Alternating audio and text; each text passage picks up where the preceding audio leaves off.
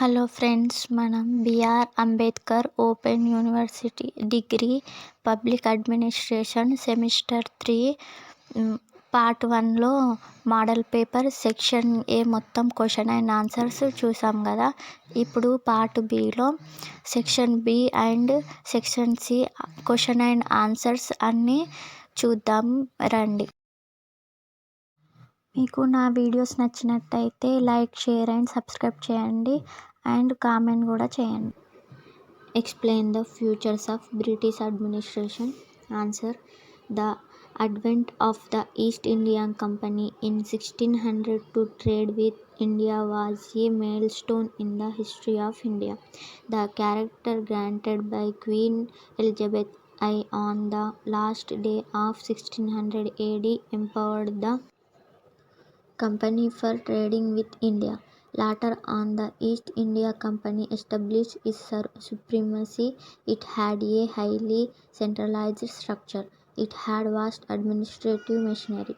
The company had to send reports to the directorate situated in London. Main features of British administration.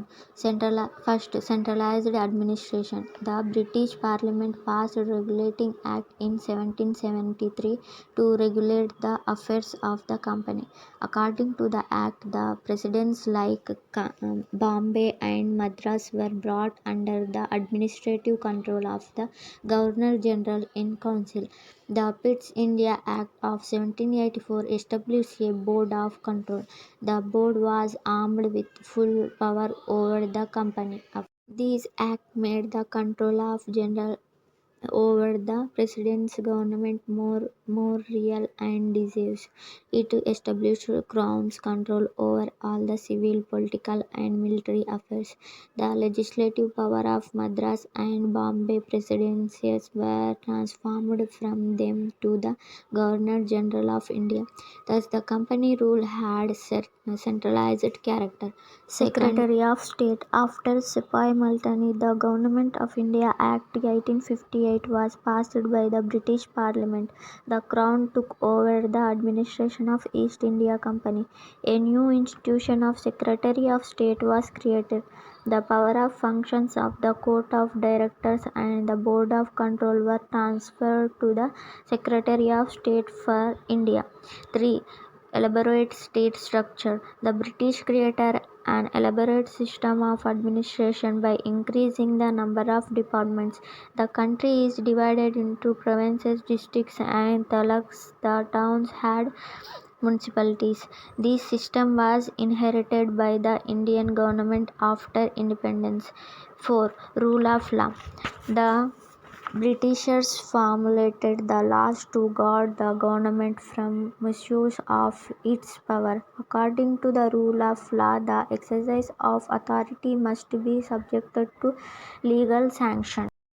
District administration. During the British rule, the provinces were divided into several districts. District collector are the head of the district. All the departments of the district were under his control. District was made as an important unit of administration to check the fall in land revenue and eliminate zamindars from their control on land. Only the Europeans were appointed as collectors. The collector regarded as the agents of the government, chief of police and head of the magistrate at the district level. Even today, the office of the collector is still continuing with some minor changes of power. 6. Local government. Lord Ripon was described as the father of local government in India. The local government institutions were established for meeting local needs of the people.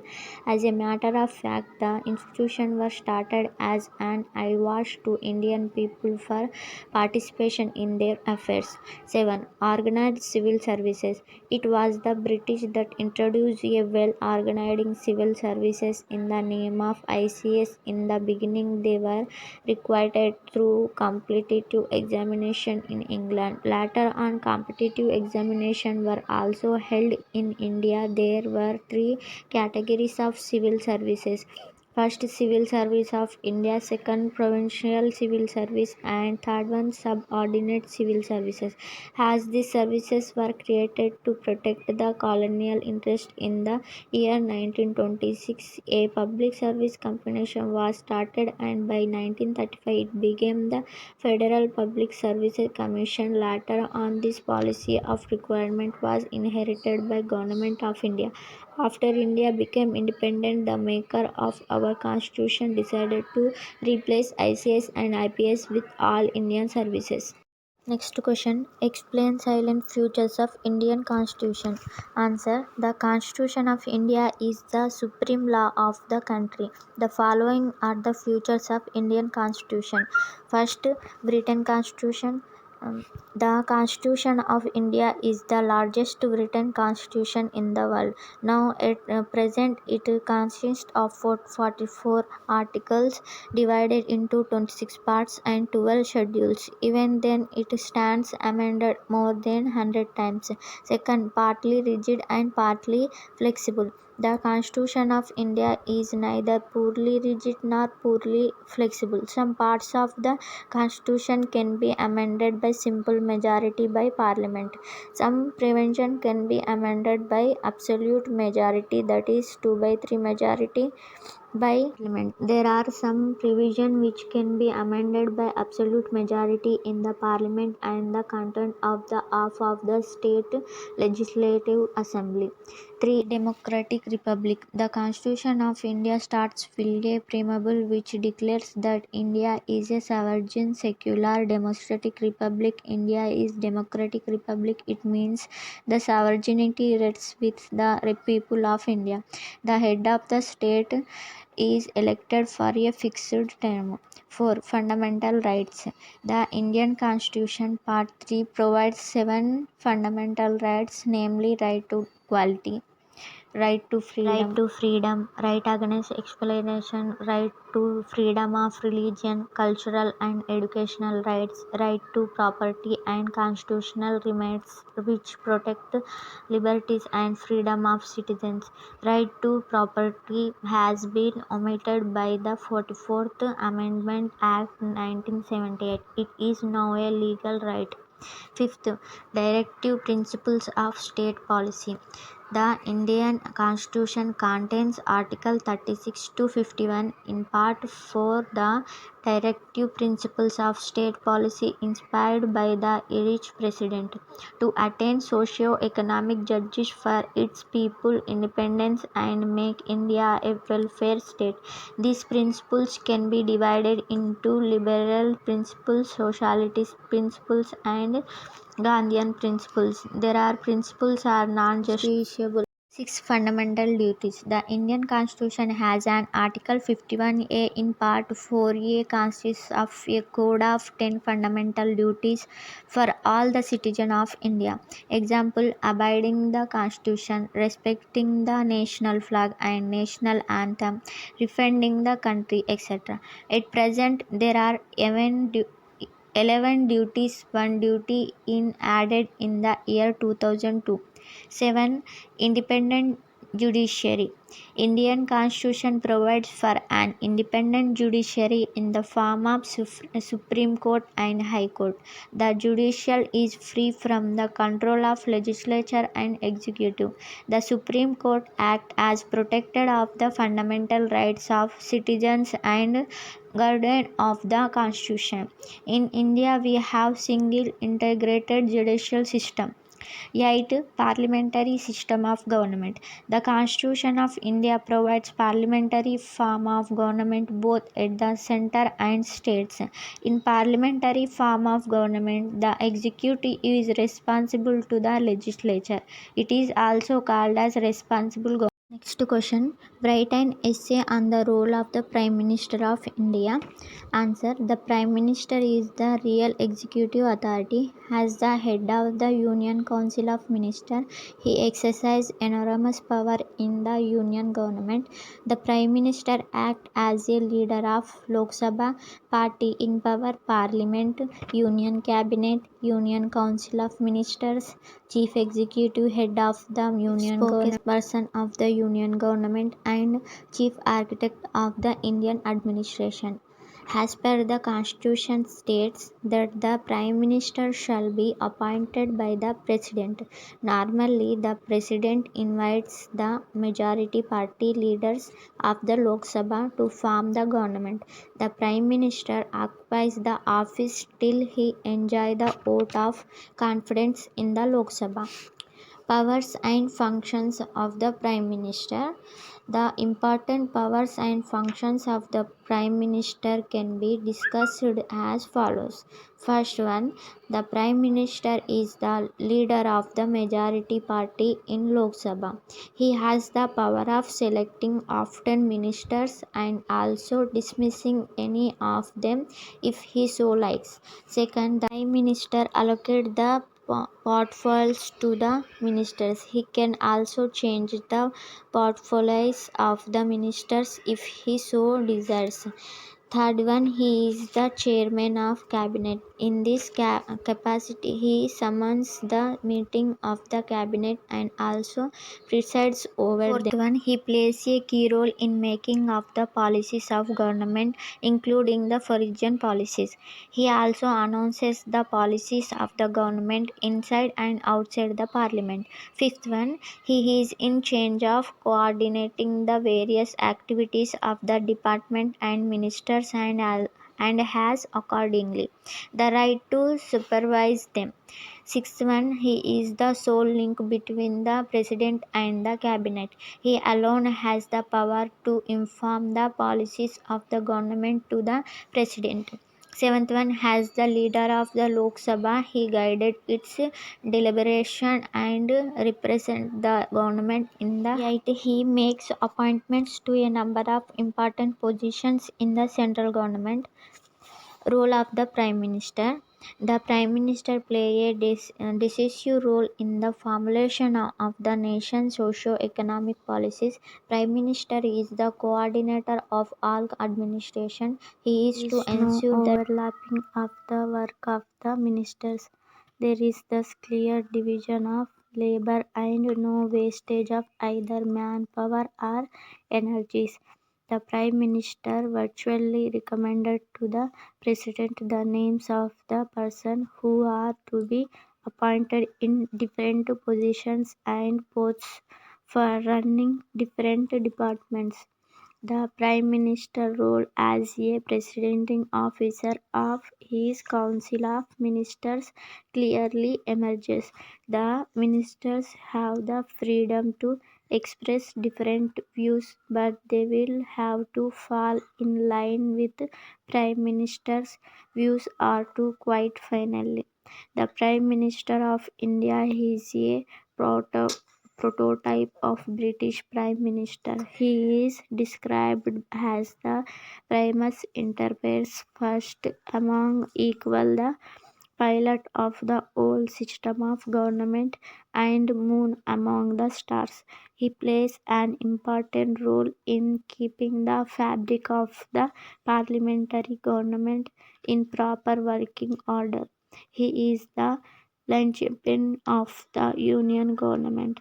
Prime Minister being the ex officio chairman of NEET Ayog, the entire planning machinery is affected by his able guidance.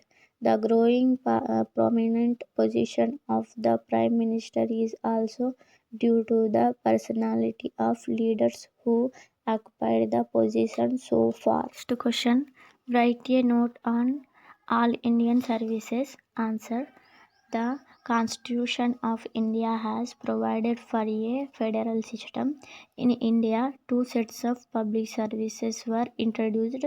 They are one for the union and other for the state. Beside these two, there are all Indian civil services. All Indian services are those services which are common to both union and the state government. At present, there are three all Indian services. They are: first, Indian Administrative Services; second, Indian Police Services; third, Indian Forest Services. For these services, the requirement is made on all Indian basic with common qualification and uniform scales of pay. Article 312 authorized the Parliament to create new All Indian services and regulate the requirement and service conditions of person appointed to these services. However, All Indian services can be created by an act of Parliament only after the Rajya Sabha passes a resolution supported by 2 by 3 majority saying that it is necessary in the interest of to do so. Argument in favor of all Indian services.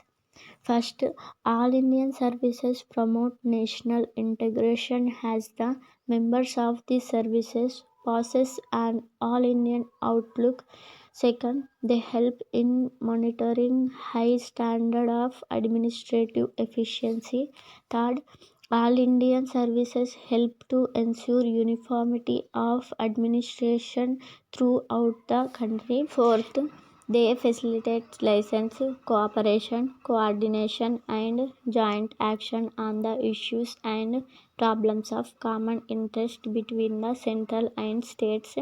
Fifth, during the president rule in any state, the president depends on the loyalty and cooperation of all Indian services for efficient administration. Sixth, all Indian services promote independence and impartiality of civil services at higher level, as the members of these services enjoy the constitutional safeguards and free from regional and local pressures. Arguments against all Indian services. In recent times, a large number of problems have crept in all Indian services. All Indian services have lost its prestige, reputation, and goodwill as was enjoyed in the initial years. First, all Indian services are against the federal system spirit. They act as restraint on the autonomy and patronage of the states. The constitution of all Indian services hampers the spread of state services and reduce employment opportunities for the local people. Third, the all Indian services violates the principles of ministerial responsibility at the state levels as these services are appointed and trained by the central government. 4. Maintenance of all Indian services involves huge expenditure on the state exchequer due to high salary scales. Fifth, the members of the All Indian services who are from outside the state may not be familiar with local language, culture, and general environments. Hence, they cannot understand the problems of local people properly. Next question. State the methods of executive control over administration. Answer. Executive control over administration is internal in nature. It is exercised either by the superior over the subordinates within the chain of administrative hierarchy or by other parallel agencies in the executive branch of the movement. Methods of executive control. The following are the some of the important methods of executive control. First, ministerial control. Second, administrative control within the hierarchy. Third, financial advisor. Fourth, personnel management control. Fifth, role of Niti Aayog. Sixth, efficiency survey and O&M system. 7, delegated legislation. 8, ordinance. And 9, code of conduct, professional ethics, and SALT regulation. First, ministerial control. Cabinet is the apex of the executive branch of government. In India, as it is parliamentary system of government, the cabinet is responsible for policy making and policy implementation. Each cabinet minister is individually in charge of department He is assisted by the civil servants and other subordinates in hierarchy. It is the duty of the concerned minister apply and effective to administer his department. Second, administrative control within the hierarchy. The administrative hierarchy ranges from section head to secretary and ministers. For this purpose, the department is divided into wings. Each wing is kept under the charge of joint or additional secretary. The wing is divided into divisions headed by the deputy secretary. This division is divided in branches and each branch works under the charge of under secretary. The branch are further subdivided in the sections. The lowest stage of the hierarchy section officer is the head of the section. All the employees are arranged in the hierarchy and none is outside the chain of command. The administration is performed like authority flowing towards downwards and responsibility towards top. Each paper has to pass through the proper channel. In other words, there is a regular establishment line of communication through which office transactions take place. Third, financial advisors.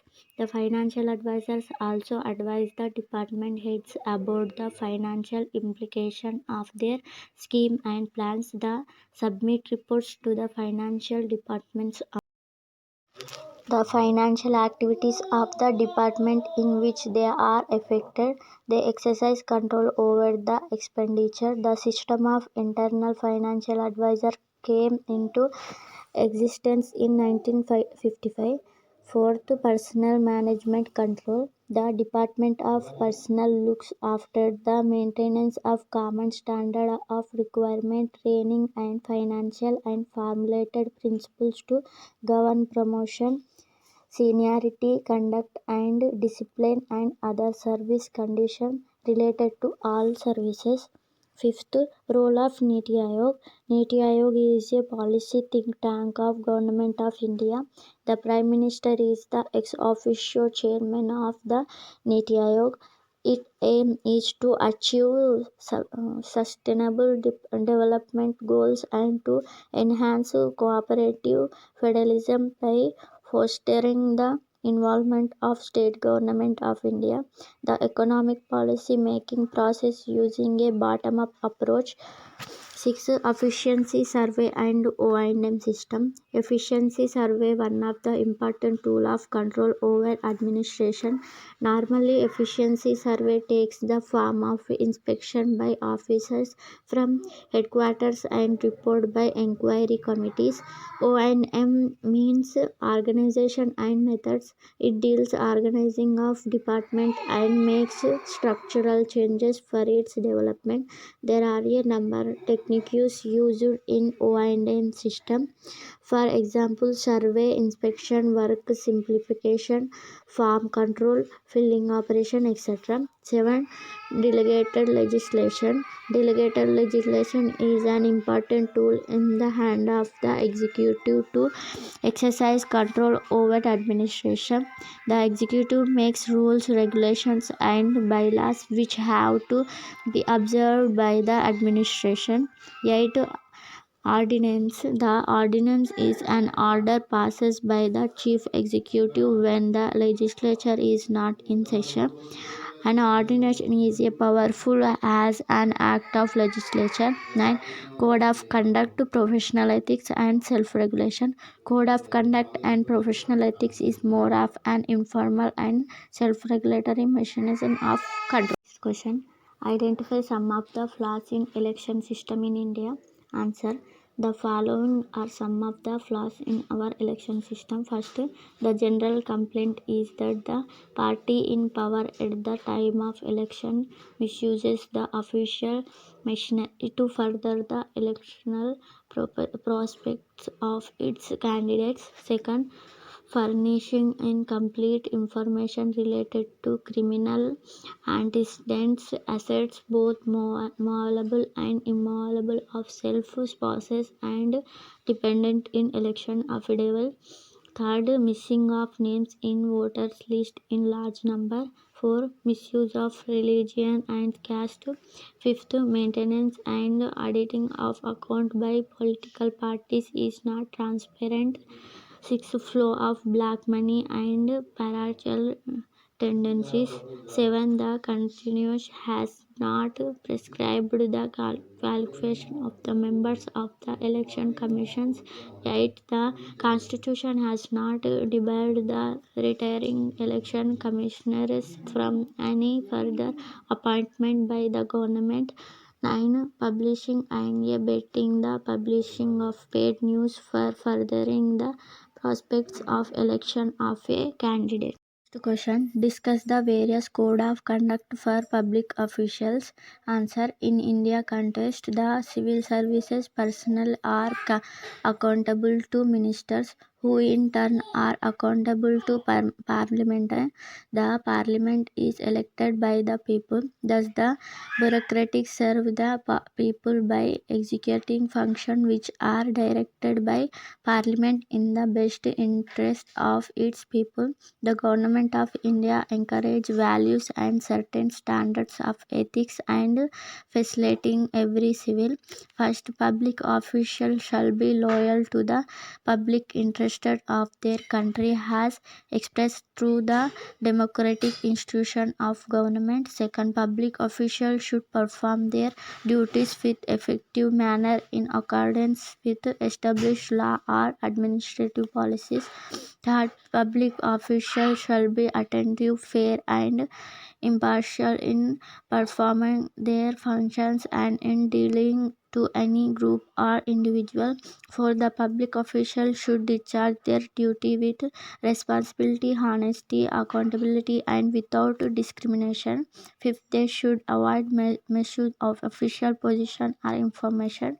Sixth, they should as instrument of good governance and for socio-economic development.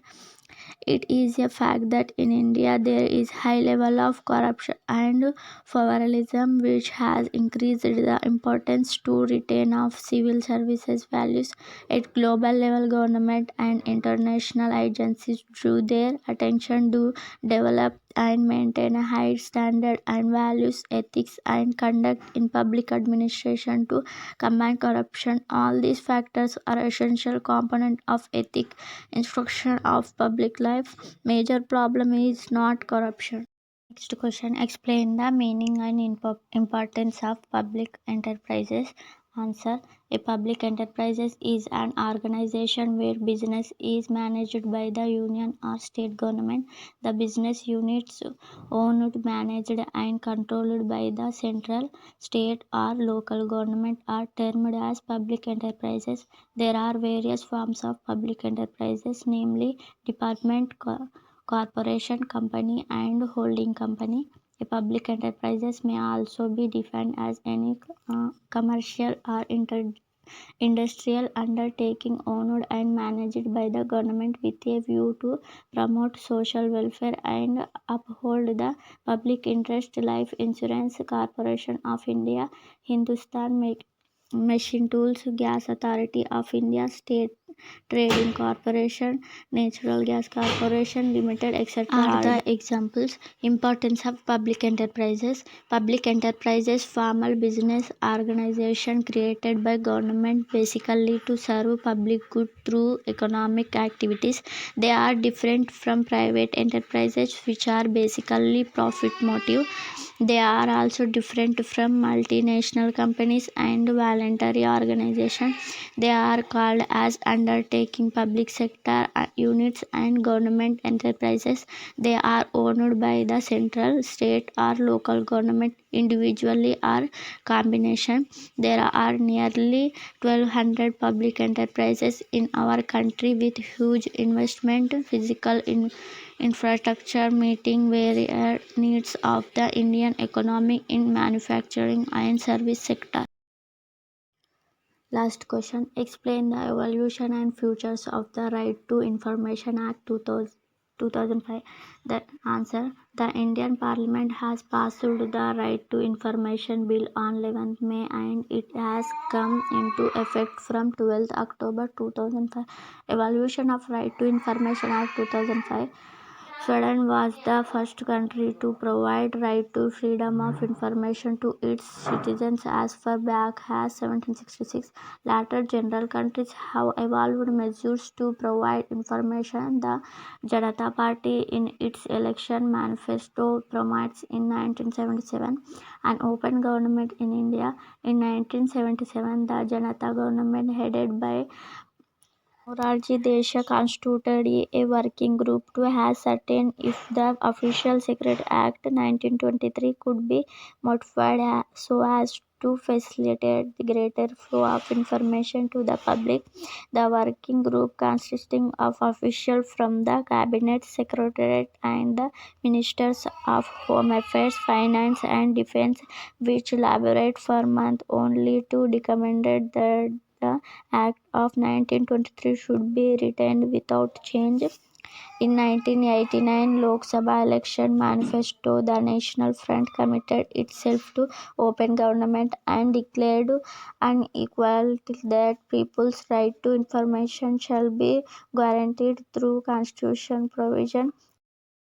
In this scenario, the Right to Information movement initiated by Arena Roy in Rajasthan has been successful. The Right to Information movement initiated in the state of Rajasthan has provided an opportunity to the people to demand information on spending in development activities, ensures accountability and redress of grievances. The Government of India had set up a working group on right to information and promotion of open and transparent government in 1997.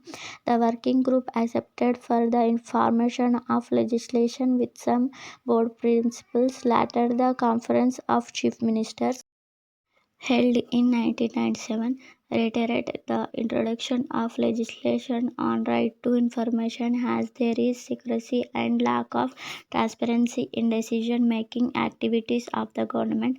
The Supreme Court has already declared that right to information is a fundamental right. The Parliament has passed the Right to Information Act. It has come into force from 12th October 2005. The basic object of the Right to Information Act is to empower the citizens, promote transparency and accountability in the working of the government, certain corruptions and make our democracy work for the people in real sense. The Act is a big step towards working the citizens informed about the activities of the government. The Act is considered a landmark legislation in the fight against corruption. The main feature of RTI Act 2005. The following are the main features of the Right to Information Act 2005. But the Act confers a right to information means not just records or documents. It includes permitting the inspections of public works and accessible information held by or under the control of any public authority. Second, the constitution of a Central Information Commission and State Information Commission. Third, declarature of a central information. 4. Appointment of public information officer and assistant public information officer in all administrative units to provide information to persons who are requesting it. Fifth, information must be requested in writing, including by email, and the request must be submitted to public information officer. 6. The normal time limited to provide information is 30 days. The third party submission application to be disposed within 40 days. It information concern life or liberty of a person. It should be provided within 48 hours from the time of request.